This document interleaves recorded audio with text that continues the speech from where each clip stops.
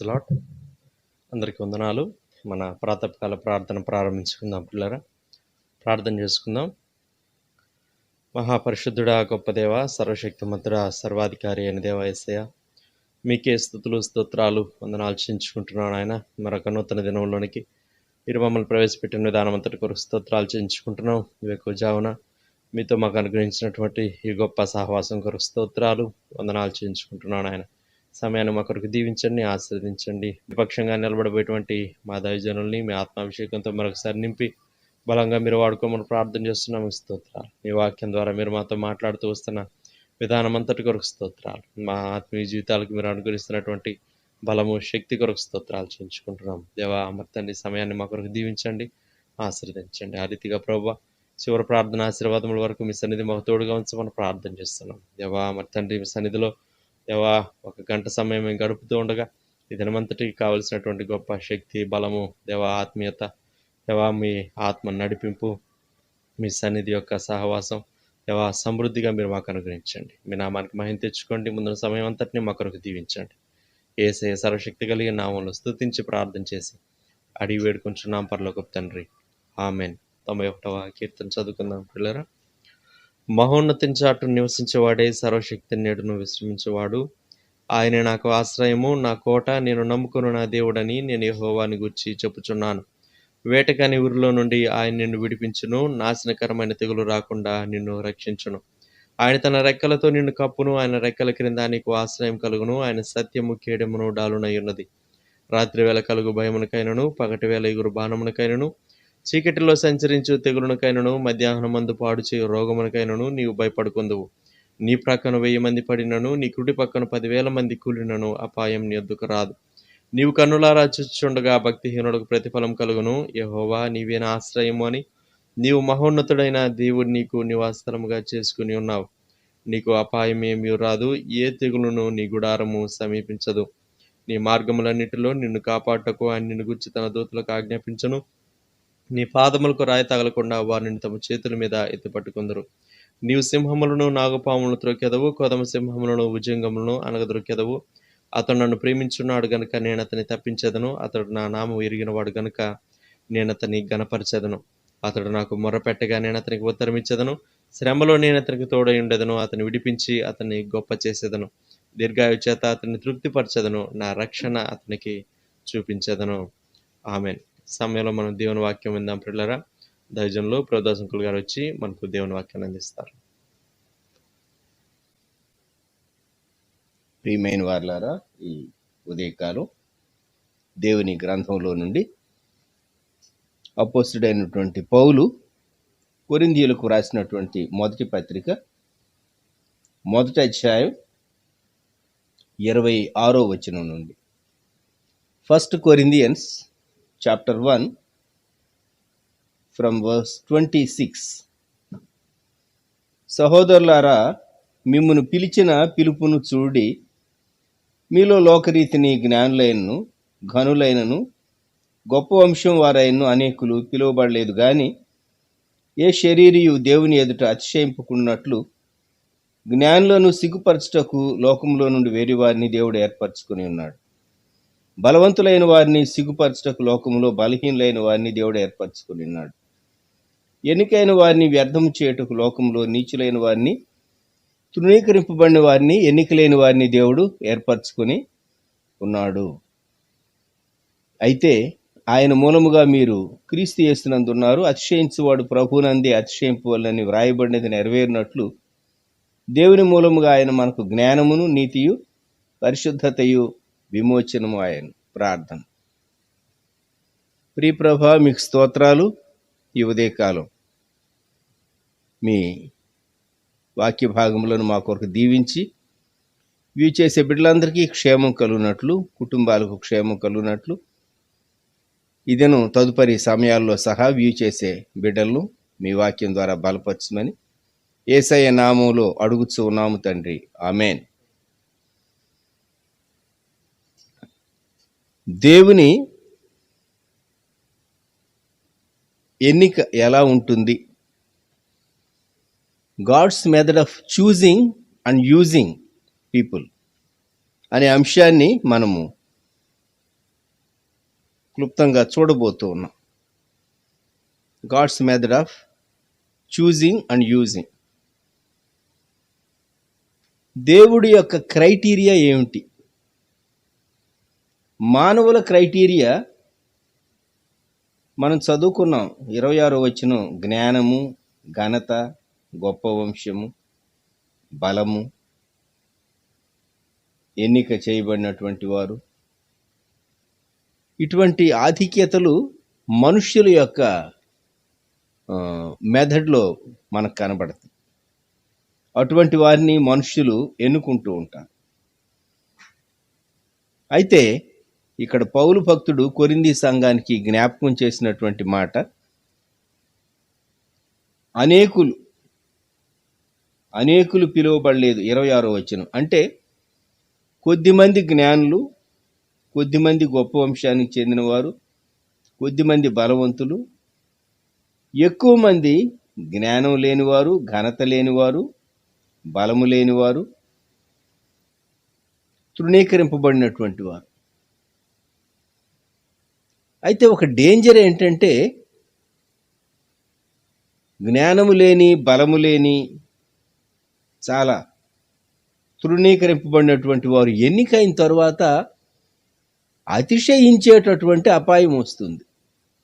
That's a very dangerous situation. జ్ఞాపకం పెట్టుకోండి. తమ గత స్థితిని మరిచిపోయి అతిశయిస్తారు. అందుకే మొదటి అధ్యాయం 30వ వచనంలో, అయితే ఆయన మూలముగా మీరు క్రీస్తు యేసునందున్నారు, అతిశయించువాడు ప్రభువునందే అతిశయింపవలెను. మనము దేన్ని బట్టి అయినా అతిశయించవలసి వస్తే యేసుక్రీస్తు ప్రభువుని బట్టే. అంతేగాని ఇంకా దేనిని బట్టి, వేటిని బట్టి అతిశయించడానికి వీల్లేదు. గొప్ప స్థితిని బట్టి అతిశయించడానికి వీల్లేదు, లేక చాలా తక్కువైన స్థితి నుండి వచ్చినందుకు ఎంత తక్కువ నుంచి దేవుడు నన్ను ఎంత గొప్ప చేశాడు అని అతిశయపడటానికి కూడా వీల్లేదు. దేవునికి స్తుతి చెల్లించాలి. కొంతమంది గతాన్ని మర్చిపోతూ వారు తాము ఎక్కడి నుంచి వచ్చారో, ఏ స్థితి నుంచి దేవుడు ఏర్పరచుకున్నాడో మర్చిపోతూ ఉంటారు. ఈ ఉదయకాలం దేవుడు వాడుకున్నటువంటి ముగ్గురిని నేను మీకు జ్ఞాపకం చేయగోరుతున్నాను. దేవుని గ్రంథములో నుండి వారు ఫెమిలియర్ క్యారెక్టర్స్. వారిని గూర్చి మనం ధ్యానం చేయక మునుపు మరొకసారి ఎఫ్సీలకు వ్రాయబడినటువంటి పత్రికలో పౌలు భక్తుడు జ్ఞాపకం చేసినటువంటి మాట, ఎఫ్సీ 1వ అధ్యాయం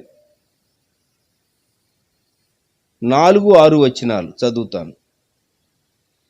ఎట్లనగా తన ప్రియుని యందు తాను ఉచితముగా మనకు అనుగ్రహించిన తన కృపా మహిమకు కీర్తి కలుగునట్లు తన చిత్త ప్రకారమైన దయా సంకల్పం చొప్పున యేసుక్రీస్తు ద్వారా తనకు కుమారులనుగా స్వీకరించుటకై మనలను ముందుగా తన కోసము నిర్ణయించుకొని మనము తన ఎదుట పరిశుద్ధులమును నిర్దోషులమునై ఉండవలనని జగత్తు పునాది వేయబడక మునిపే ప్రేమ చేత ఆయన క్రీస్తులో మనలను ఏర్పరచుకొని.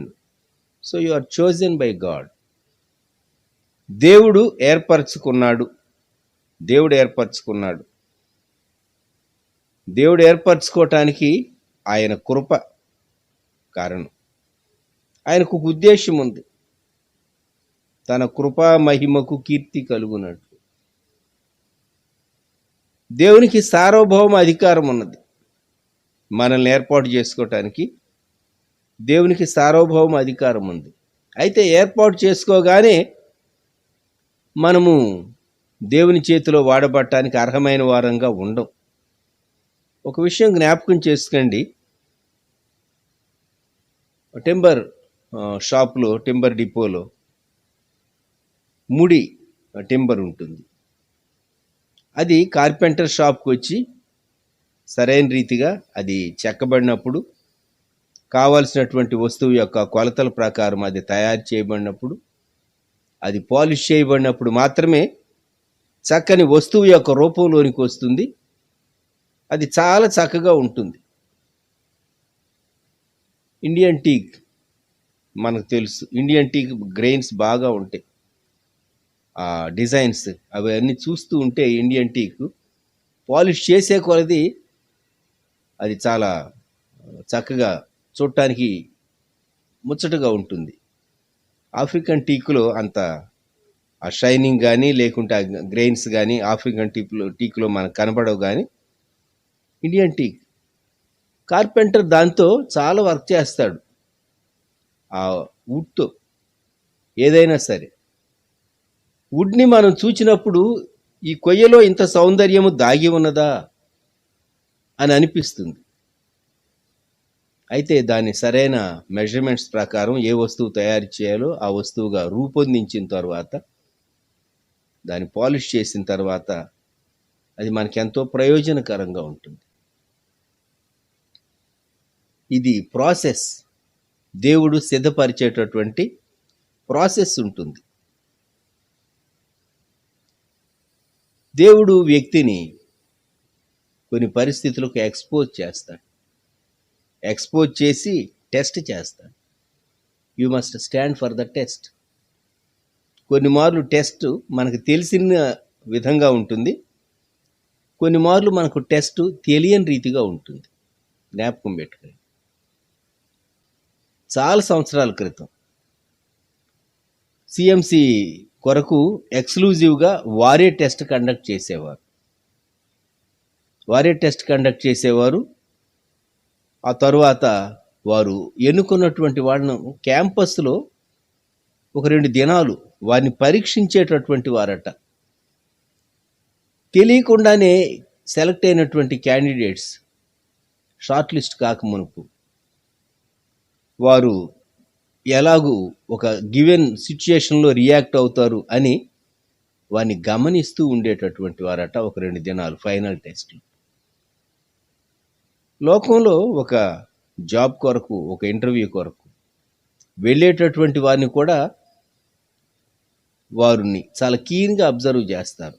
ఇంటర్వ్యూ రూమ్లో వెళ్ళకముందు సహా వారు వచ్చేటప్పటి నుండి, ఒక వ్యక్తి ఎంటర్ అయినప్పటి నుండి, హాల్ ఎంటర్ అయినప్పటి నుండి, వెయిటింగ్ హాల్లో ఉన్నప్పటి నుంచి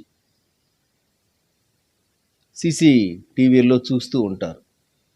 వారి ఎక్స్ప్రెషన్స్ ఎలాగున్నాయి, లేక వారి బిహేవియర్ ఎలాగున్నది అనేకం కదా. ఇప్పుడు లోకంలో ఉద్యోగాలకే ఇంత స్క్రూటినీ ఉంటుందే. దేవుడు వాడుకోవాలి అంటే దేవుడు మనల్ని ఎంత ఆయన టెస్ట్ చేయాలి, ఎంత టచ్ చేయాలి, ఎంత డీల్ చేయాలి. దేవుడు కృపగల దేవుడు, దేవుడు ప్రేమగల దేవుడు. దేవుడు హార్డ్గా డీల్ చేస్తే మనిషి తట్టుకోలేడు. అందుకే దేవుడు సాఫ్ట్గానే డీల్ చేస్తాడు. ఇశ్రాయేలీలు ఐగుప్తు నుండి విడిపించబడిన తర్వాత ఫాస్ట్గా దేవుడు వారిని నడిపించాల. వారికి ఇబ్బంది అవుతుంది. పిల్లలున్నారు, వృద్ధులున్నారు, నడువలేనటువంటి వారు ఉన్నారు. కనుక దేవుడు చాలా నడువగలిగినటువంటి వేగంతోనే నడిపించాడు. ఒకటి, వారికి నేర్పించవలసినవి నేర్పించే వాగ్దాన దేశంలోకి ఎంటర్ చేయాలి కాబట్టి చాలా సంవత్సరాలు పట్టింది. విశ్వాస యాత్రలో సహా మనము ఒక ఫేజ్లో నుండి ఇంకొక ఫేజ్లోనికి వెళ్ళటానికి మునుపు ఖచ్చితంగా దేవుడు చాలా నేర్పిస్తాడు. ఇది మనం జ్ఞాపకం ఉంచుకోదగింది. మొట్టమొదటిగా సమూయేలు గ్రంథంలో నుండి నేను 1 సమూయేలు 3వ అధ్యాయం 1వ వచనం జ్ఞాపకం చేస్తాను. బాలుడైన సమూయేలు ఏలి ఎదుట యెహోవాకు పరిచర్య చేయుచుండెను. ఆ దినములలో యెహోవా వాక్కు ప్రత్యక్షమగుట అరుదు, ప్రత్యక్షము తరచుగా తటస్థించుటలేదు. మనిషి అనుకుంటాడు, నేను దేవుణ్ణి వెదుగుతున్నా అనుకుంటాడు. కానీ వాస్తవం ఏంటంటే దేవుడు తాను మాట్లాడగలిగినటువంటి వ్యక్తుల కొరకు, తాను వెల్లడిపరుచుకోదగినటువంటి వ్యక్తుల కొరకు దేవుడు వెదుగుతూ ఉన్నాడు. ఎందుకు దేవుని ప్రత్యక్షత తరచుగా ఆ కాలములో సంభవింపలేదు, ఏలీ కాలములో సంభవింపలేదు. ఆలోచించండి.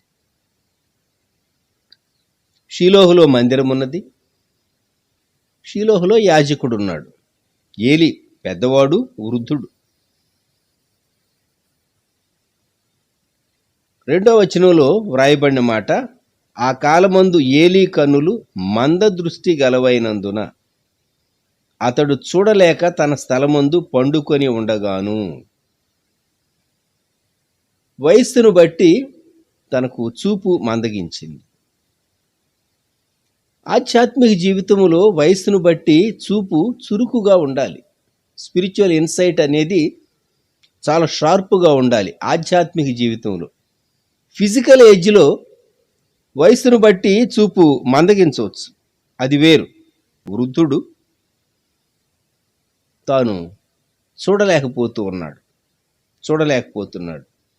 ఏమి చూడలేకపోయాడు? 1 సమూయేలు 2వ అధ్యాయంలో మనం గమనించవచ్చు. తన కుమారులు చేసేటటువంటి తప్పులు, చెడ్డ కార్యాలు, పాప కార్యాలు, అసహ్యమైన కార్యాలు చూడలేకపోయాడు. ఎందుకని? పుత్రవాత్సల్యం. నీ కుటుంబీకులు చేసే తప్పులను నీవు దిద్దలేకపోతే దేవుడు నిన్ను ఎలాగూ ఆయన వాడుకోగలడు? ఆలోచించు ఒకసారి. కొంతమంది తమ జీవితంలో కొన్ని ఏరియాస్లో భయంకరంగా ఫెయిల్ అవుతారు. రక్త సంబంధికులు ప్రభు కొరకు నడిపించలేని వాళ్ళు చాలామంది కనబడుతూ ఉంటారు. రక్త సంబంధికులను, నీ ఇంటి వారిని ప్రభు కొరకు నడిపించడం అది మినిమం. ప్రభు అయిన యేసునందు విశ్వాసముంచుము, నీవును నీ ఇంటి వారును రక్షణ పొందుదురు అని ఉన్నది. కుటుంబీకులను, రాహాబు అనేటటువంటి స్త్రీ యెహోషువ గ్రంథంలో తన ఇంటి వారి ప్రాణరక్షణ కొరకు తాను చాలా ధైర్యంగా ఒక స్టెప్ తీసుకుని స్పైస్ వేగులు వారిని తన ఇంటి చేర్చుకుని వారి దగ్గర మాట తీసుకుని తన ఇంటి వారిని కాపాడుకోగలిగింది. ఇది చరిత్ర మనకు రుజువుపరిచేటటువంటి విషయం. కొందరు తమ రక్త సంబంధికులను ప్రభు కొరకు రక్షించుకొనలేనటువంటి వారు విశ్వాసుల్లో చాలామంది కనబడుతూ ఉంటారు. అది విచారకరం కాదా?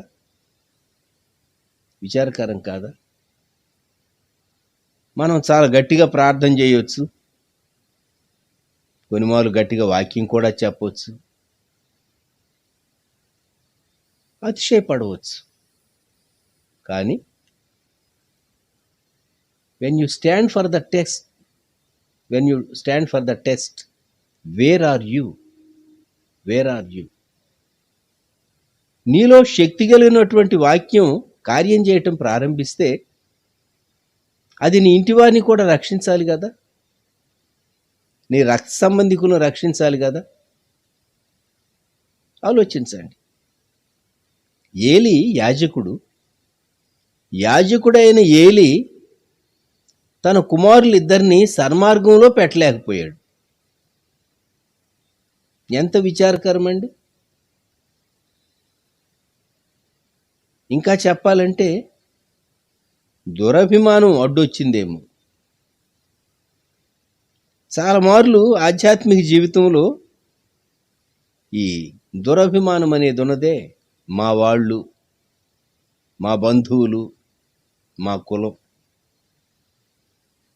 అనేటటువంటి అనేక భావాలు మనిషిలో పనిచేసి దురభిమాన పాపం ఏలినందువలన వారు ఎన్నో పోగొట్టుకుంటారు. దేవుని కృపామహిమకు కీర్తి వారి ద్వారా రాదు, దేవుని పర్పస్ నెరవేరదు, వాళ్ళు మాత్రం రక్షింపబడతారు. చాలా విచారకరం కదా. దేవుడు అనేక మంది ఇతరులను తన ద్వారా బ్లెస్ చేయాలని ఉద్దేశించినప్పుడు మొదట సొంత ఇంటితో స్టార్ట్ అవుతుంది, స్వగృహంతో స్టార్ట్ అవుతుంది. ఇది మనం ఎప్పుడు ఓవర్లుక్ చేయకూడదు. ఆ దినాల్లో ప్రత్యక్షత ఎందుకు అరుదుగా తటస్థిస్తూ వచ్చింది అంటే దేవుని స్వరం కొరకు కనిపెట్టేవారు, వినేవారు, దేవుని చిత్తాన్ని చెప్పేటటువంటి వారు లేరు. యాజకుని యొక్క దుస్థితి అది. ఏర్పరచబడినటువంటి జనాంగంగా, దేవుని జనాంగంగా ఉన్నటువంటి ప్రజలు ఏది పోగొట్టుకున్నారు? కొన్ని చోట్ల కొందరు తమ పిలుపు, ఎందుకు దేవుడు పిలిచాడో పోగొట్టుకున్నారు.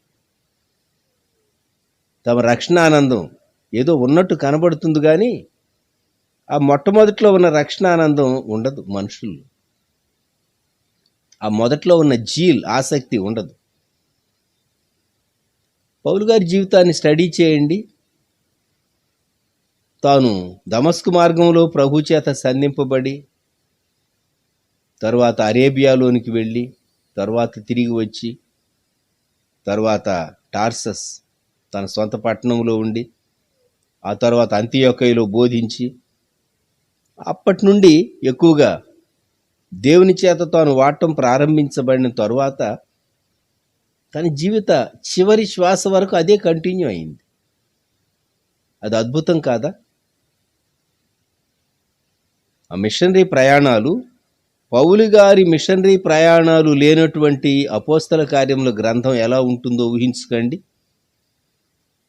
పౌలు గారి మిషనరీ ప్రయాణాలు లేకుంటే మొదటి శతాబ్దంలో క్రైస్తవ్యం ఎంత మటుకు వ్యాపించి ఉండేదో ఊహించుకోనండి ఒకసారి. పౌలు గారి పత్రికలు లేనటువంటి నూతన నిబంధనను ఊహించుకోండి ఒకసారి.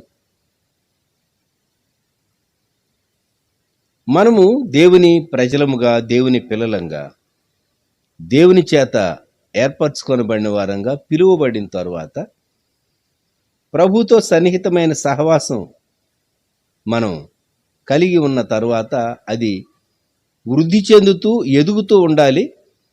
అంతకంతకు నీ స్పిరిచువల్ ఇన్సైట్ ఇంక్రీజ్ కావాలి కదండి. మనం మన జీవితంలో దేవుని ప్రత్యక్షత అందుకోగలుగుతూ ఉన్నావా?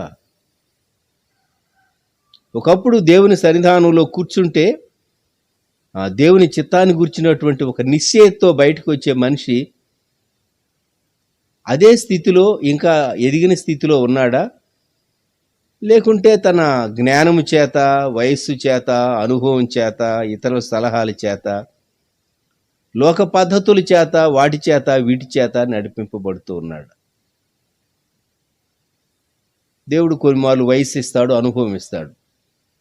కానీ అనుభవం మన పాస్ట్ రికార్డు ఉన్నదే, దాన్ని బేస్ చేసుకునే మనము వేసేటటువంటి ప్రతి అడుగు వేయలేం. దేవుడు ఎప్పటికప్పుడు నూతనమైన రీతిగా ఆయన నడిపించేటటువంటి దేవుడుగా ఉన్నాడు. ఏలీ యొక్క ప్రాబ్లం 1 సమూయేలు 3:2. ఆ కాలమందు ఏలీ కన్నులు మంద దృష్టి గలవైనందున. మరి నీ ప్రాబ్లం ఏంటో ఒకసారి ప్రభు వైపు చూడు. ప్రభువా, నేను నా మొదటి దృష్టి, నా మొదటి విజన్ లవోదికయ సంఘంలో ఉన్నటువంటి వారు చాలా రిచ్ చర్చిగా కనబడుతూ ఉన్నది. 7 సంఘాల్లో ప్రకటన గ్రంథం దేవుడు లేఖ వ్రాయించినటువంటి లవోదికయ సంఘం, ప్రకటన 3:14 నుండి లవోదికయను గురించి మనం చదువుతాం.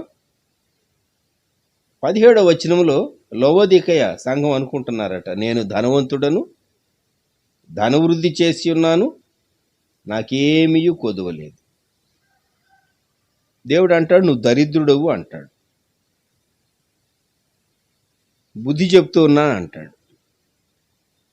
అది విచారకరం కాదా? ఈ రోజుల్లో ప్రభు రాకడ త్వరితంగా సంభవించడానికి దగ్గరగా ఉన్నటువంటి కాలంలో, వరల్డ్ సిచ్యుయేషన్ మారిపోయేటటువంటి, చాలా ఫాస్ట్గా మారిపోయేటటువంటి రోజుల్లో సంఘం ఎంత అలర్ట్గా ఉండాలి? ఆలోచించండి. విశ్వాసి ఎలాగ అలర్ట్గా ఉండాలి? తాను తన కుటుంబం ఎలాగూ సిద్ధపడాలి. చాలా మార్లు మన పిలుపు, మన ఏర్పాటు, మనం దాన్ని గురించి కొంచెం నిర్లక్ష్యం లేకుంటే ఉదాసీనత వ్యక్తిలో ప్రవేశించేటటువంటి గొప్ప అపాయం ఉంటూ ఉన్నది. సమూయేలు కాలంలో దేవుడు సమూయేలును ఎన్నుకోవటానికి కారణం 1 సమూయేలు 3:4 యెహోవా సమూయేలును పిలిచెను, అతడు చిత్తమండి నేనున్నానని చెప్పి ఏలీ పిలిచాడు అనుకుని ఏలీ దగ్గరకు వెళ్ళాడు. చివరకు దేవుడు మాట్లాడాడు. ఆ భాగం మనం చదువుతాం. ఇప్పుడు మనం గ్రహించవలసినటువంటి సత్యం ఏంటంటే, are we able to hear God's voice? Are we able to hear God's voice? ఒకసారి ఆలోచించుకో. నేను బైబిల్ చదువుతున్నా కదండి, చదువుతూ ఉన్నావు. గ్రంథంలో నుండి దేవుడు నీతో మాట్లాడా? నీ దినభాగంలో నుండి, లేక నీ డైలీ పోర్షన్, నీ ధ్యానంలో నుండి ప్రభు నీతో మాట్లాడా? దేవుడు ఎవరితో మాట్లాడతాడు, దేవుడు ఎవరితో మాట్లాడటం కంటిన్యూ చేస్తాడు అంటే, ఎవరైతే వినేటటువంటి చెవి, లోబడేటటువంటి హృదయం కలిగిన వారు, వారికే దేవుడు అనుగ్రహిస్తాడు. వారితోనే దేవుడు డీల్ చేస్తాడు. సమూయేలు మొదటి గ్రంథంలో 16వ అధ్యాయం 7వ వచనం. 1 సమూయేలు 16:7. ఇది బెత్లెహేములో జరిగినటువంటి సంఘటన. జెస్సీ యెషై కుటుంబంలో జరిగినటువంటి సంఘటన. సౌలు ఇశ్రాయేలీయుల మీద మొదటి రాజుగా ఏర్పరచబడినటువంటి కాలంలో జరిగిన సంఘటన. సౌలు దేవుని చిత్తం నుండి తొలగిపోయిన కాలంలో జరిగినటువంటి సంఘటన.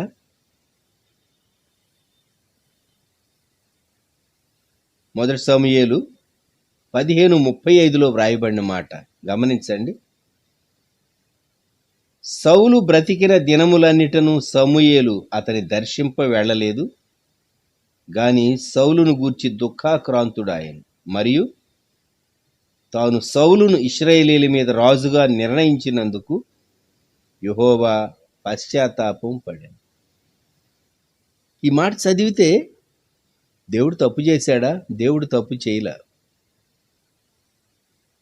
ఎన్నిక లేనటువంటి గోత్రంలో నుంచి ఒక వ్యక్తిని పిలిచి రాజుగా చేస్తానంటే సామాన్లో దాక్కున్నాడట. అటువంటి వ్యక్తిని బయటికి తీసుకొచ్చి రాజును చేస్తే దేవుని చిత్తం నుండి ఈజీగా తప్పిపోయాడు. అందుకని దేవుడు ఫీల్ కావాల్సి వచ్చింది. ఎందుకు ఈ వ్యక్తిని నేను ఇంత కృప చూపిస్తే ఈ వ్యక్తి దాన్ని దుర్వినియోగపరిచి నా చిత్తం నుండి తొలగిపోయాడు. హ్యూమన్ ఎలిమెంట్ ఉన్నదే, మన స్వభావం అంత సింపుల్గా లేదు. దేవుని చిత్తం నుండి మనిషి గర్వించి అతిశయించి చాలా త్వరితంగా ప్రక్కకి వెళ్ళిపోగలడు, తప్పిపోగలడు. దేవుని చిత్తం నుండి తప్పిపోయిన తర్వాత చాలా సంవత్సరాలు సింహాసనం మీద ఉన్నాడు సౌలు. అయితే దేవుని ఆత్మ తనతో లేదు, దేవుని చిత్తం తన పక్షంగా లేదు. దావీదు బహుగా శ్రమ పడ్డాడు.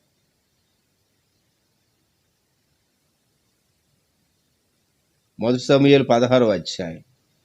దేవుడు సమూయేలుతో మాట్లాడుతూ ఉన్నాడు.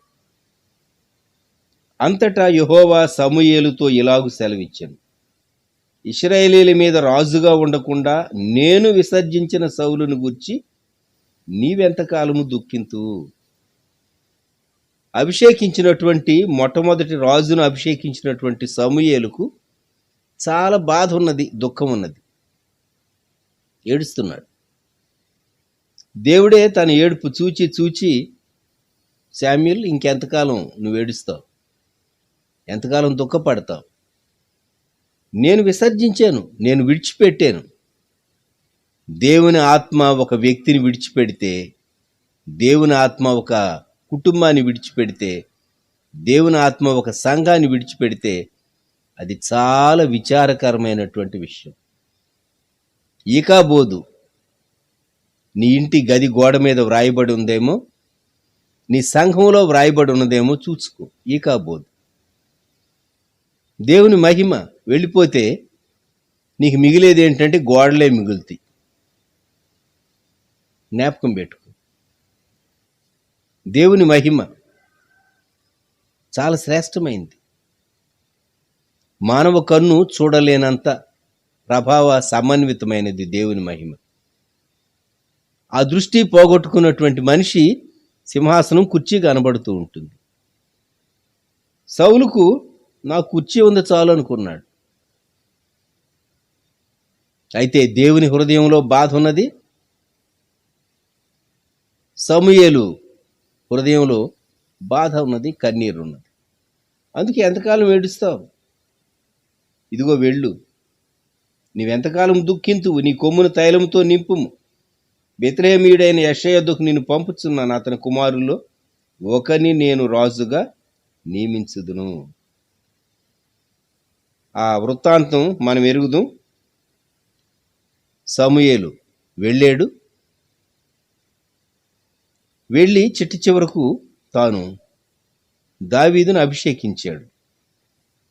అయితే దేవుడు సమూయేలుకి ఇచ్చిన క్లియర్ ఇన్స్ట్రక్షన్, 1 సమూయేలు 16వ అధ్యాయం 7వ వచనం. అయితే యెహోవా సమూయేలుతో ఇలాగ సెలవిచ్చెను, అతని రూపమును అతని ఎత్తును లక్ష్య పెట్టకుము. మనుష్యులు లక్ష్య పెట్టు వాటిని యెహోవా లక్ష్య పెట్టడు. నేను అతని త్రోసివేసి ఉన్నాను. మనుష్యులు పైరూపమును లక్ష్య పెట్టుదురు గాని యెహోవా హృదయమును లక్ష్య పెట్టును. ఏలీయాబును చూడగానే అనిపించింది, అబ్బా, యెహోవా అభిషేకించిన వాడు ఇలాగే ఉంటాడు అని అనుకున్నాడు. మానవుని జ్ఞానం లేకుంటే భక్తుడే సమూయేలు ప్రవక్త. అప్పటికి కొంత మరి చాలా ఎక్స్పీరియన్స్ ఉంది. అయినా సహా బాహ్యమైనటువంటి రూపాన్ని చూచి తాను ఇతడేనేమో అనుకున్నాడు. దేవుడు చెప్తూ ఉన్నాడు, నేను అతన్ని త్రోసివేసి ఉన్నాను, మనుషులు పైరూపమును లక్ష్య పెట్టుదు. నీ హృదయం దేవుని ఎదుట సరిగా లేకపోతే దేవుడు నిన్ను బట్టి సంతోషించడు. కొన్ని మార్లు మనం అనుకుంటాం, we know everything. Do you know? దేవుడు భవిష్యత్తును మానవునికి కొన్ని విషయాల్లో బయలుపరిచాడు, కొన్ని విషయాల్లో మరుగ్గా ఉంచాడు.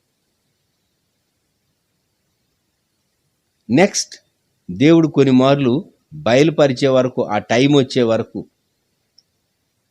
నెక్స్ట్ స్టెప్ ఎక్కడ వేయాలి, నెక్స్ట్ స్టెప్ ఏది అనేది దేవుడు బయలుపరచడు. మానవునికి దేవుడు సహనం నేర్పిస్తాడు, కనిపెట్టడం నేర్పిస్తాడు, విధేయత నేర్పిస్తాడు, దేవుని చిత్తం కొరకు ఆశతో కనిపెట్టడం నేర్పిస్తాడు. కొన్ని మార్లు దేవుడు కావాలని ఆలస్యం చేస్తాడు. మనిషి ఎలా రియాక్ట్ అవుతాడో, ఇతని హృదయంలో ఉందంతా బయటకు తీసుకురావాలంటే దేవుడు వెయిటింగ్ టైంలో పెడతాడు. మనిషి వెయిట్ చేసి చిట్ట చివరకు దేవుడు నాకు ఏం చేసేళ్ళే అని చెప్పి తిరుగుబాటు చేయటం ప్రారంభిస్తాడు. జాగ్రత్త సుమ. దేవుని చేత నడిపింపబడేటటువంటి వ్యక్తి, విశ్వాసి దేవునితో నడక సరైన రీతిగా నేర్చుకోవాలి, దేవునికి సరైన రీతిగా లోబడాలి. సౌలు దేవుని చిత్తం నుండి తొలగిపోయాడు. దేవుడు దావీదును ఎందుకు ఎన్నుకున్నాడు? దావీదు వచ్చినప్పుడు 1 సమూయేలు 16:12 నేను కోరుకున్నవాడు ఇతడే అన్నాడు. నేను కోరుకున్నవాడు ఇతడే. ఎందుకని? దేవుడు తాను కోరుకున్నటువంటి అంతరంగ లక్షణాలు కలిగిన ఒక వ్యక్తి దేవునికి దొరికాడు. 1 సమూయేలు 13వ అధ్యాయం 13-14 వచనాలు. అందుకు సమూయేలు ఇట్లన్ను, నీ దేవుడైన యెహోవా నీకు ఇచ్చిన ఆజ్ఞను గైకొనక నీవు అవివేకపు పని చేస్తివి. నీ రాజ్యమును ఇశ్రాయేలీయుల మీద సదాకాలము స్థిరపరచుటకు యెహోవా తలచియుండునైతే నీ రాజ్యము నిలువదు. యెహోవా తన చిత్తానుసారమైన మనస్సు గల ఒకని కనుగొని ఉన్నాడు. So David, he was after God's own heart. దేవుని చిత్తానుసారమైనటువంటి మనస్సు కలిగినటువంటి వ్యక్తి అని దావీదును గురించి వ్రాయబడింది. మనకు 17వ అధ్యాయాన్ని బట్టి అర్థమయ్యేటటువంటి విషయం, 1 సమూయేలు 17వ అధ్యాయం 35వ వచనంలో, ఆ పైన 34వ వచనంలో సింహము, ఎలుగుబంటి వాటి నోట నుండి తాను గొర్రెలను కాపాడగలిగాడు. So he was a very good shepherd. అందుకే యెహోవా నా కాపరి, నాకు లేమి కలుగదు అని వ్రాసాడు 23వ కీర్తన. తనకు అప్పగించినటువంటి దాన్ని నమ్మకంగా కాపాడేటటువంటి వాడు, దాన్ని ఫెయిత్ఫుల్నెస్ అంటారు. David was so faithful. తనకు అప్పగింపబడినటువంటి చిన్న మంద చక్కగా కాపాడాడు. ఇతడు నా ప్రజలను కాపాడగలడు అని దేవుడు తను ఉద్దేశించి ఏర్పరచుకున్నాడు. ఈ ఉదయకాలం మనము సమూయేలును గూర్చి, దావీదును గూర్చి జ్ఞాపకం చేసుకుంటూ, యోహాను సువార్తలో ఇంకొక చిన్న పిల్లవాడిని నేను మీకు జ్ఞాపకం చేస్తాను. యోహాను సువార్త 6వ అధ్యాయములో 9వ వచనం, మనము ఒక చిన్న పిల్లవాడు, యేసు ప్రభు మీటింగ్ పెడితే మీటింగ్ దగ్గరకు వచ్చాడు. అది పస్కా పండుగ కాలం. ఆ దినాల్లో చాలా పెద్ద మీటింగ్ జరిగింది. అది తిబెరియా సముద్ర తీరంలో జరిగింది. అది దాటి ప్రభు ఆ కొండ ఎక్కి కూర్చుంటే, యోహాను 6:3, చాలామంది విస్తారంగా ప్రజలు వచ్చారు. ఆ దినాల్లో యేసు ప్రభు వారు వారికి మీరు భోజనం పెట్టాలి అని చెప్పాడు విస్తారమైనటువంటి ప్రజలు. అందరే చెప్పిన మాట 9వ వచనం, ఇక్కడ ఉన్న ఒక చిన్నవాని యొద్ద 5 యవల రొట్టెలు 2 చిన్న చేపలు ఉన్నవి గాని ఇంతమందికి ఇవి ఏమాత్రమని ఆయనతో అనగా. ఒక చిన్న పిల్లవాని యొక్క సమర్పణ. నాకున్నది ఈ ప్యాకెట్, నేను యేసు ప్రభుకి ఇస్తాను అనుకున్నాడు. యేసు ప్రభు ఆకలి తీరటానికి అవి ఉపయోగపడితే నాకు లేకున్నా పర్వాలేదు అనుకున్నాడు. కానీ వేల కొలది ప్రజల ఆకలి తీర్చబడతాయి అని చెప్పేసేసి తాను అనుకోలేదు. పురుషులే 5,000 మంది అని 10వ వచనంలో చదువుతాం. స్త్రీలు, పిల్లలు, ఆలోచించండి ఎన్ని వేల మంది ఉంటారు. 12 గంపలు ముక్కలు అవి వారు పోగు చేశారని 13వ వచనంలో వ్రాయబడింది. ఈ ఉదయకాలం ఆ చిన్న పిల్లవాడు సాక్రిఫిషియల్గా తన దగ్గర ఉన్న కొంచెం ప్రభు కొరకు ఇచ్చివేశాడు.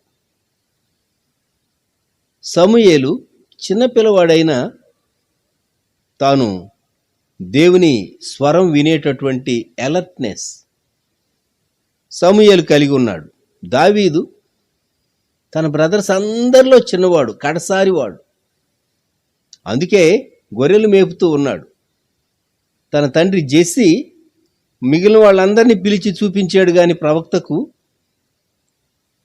నో నో నో అని దేవుడు చెప్తూ ఉన్నాడు శామ్యూలుకు. మరి ఇంకెవరు దేవా, ఇంకెవరైనా నీ కుమారులు మిగిలి ఉన్నారంటే, ఉన్నాళ్ళండి ఒక అబ్బాయి, ఆఖరి కుమారుడు ఉన్నాడు, గొర్రెల దగ్గర ఉన్నాడు, పిలిపించు. అప్పుడు దేవుడు అన్నాడు, నేను కోరుకున్నవాడు ఇతడే. ఈ ఉదయకాలం చిన్నవారిని బలపరిచేటటువంటి, ఏర్పరచుకునేటటువంటి, వాడుకునేటటువంటి దేవుడు. God's method of choosing and using.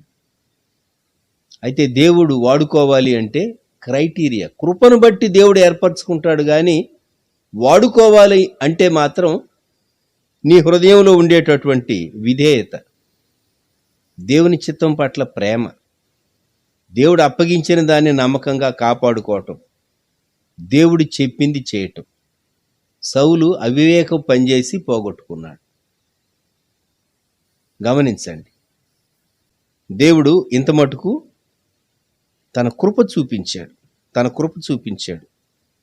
దైవజనుడు మోజెస్ గారు తాను యేసు నీ ప్రేమను లోకమున చాటను అనే పాటలో తాను ఒక వచనంలో ఇలాగూ రాశాడు: ఎన్నిక లేని నన్ను నీవు ఎన్నుకొని, చిన్నవాడనని చింతిల్లు నన్ను గని, పిలచి ప్రత్యేక పరచితివి, మలచి శరీరం అమర్చితివి, ఎల్లవేళల నీ చిత్తమే చెల్లు నా జీవిత యాగమే. యేసు నీ ప్రేమను లోకమున చాటను, ఇదిగో నీ దీనదాసుడను, వాసిగా నీవు నా కోసమే, వరదుడా నేను నీ కోసమే అని రాశాడు. ఎన్నిక లేని నన్ను నీవు ఎన్నుకొని. మనం ఎన్నిక లేని వారు లోకంలో.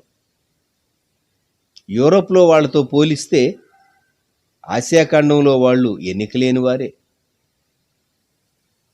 ఆసియాఖండంలోని వారు, ఇండియా దేశంలోని వారు, ముఖ్యంగా ఈ రోజుల్లో యేసుక్రీస్తు ప్రభు నమ్మినటువంటి అనేకులు సామాజికంగా వారు మరి వెనుకబడినటువంటి పరిస్థితి నుంచి వచ్చినటువంటి వారే.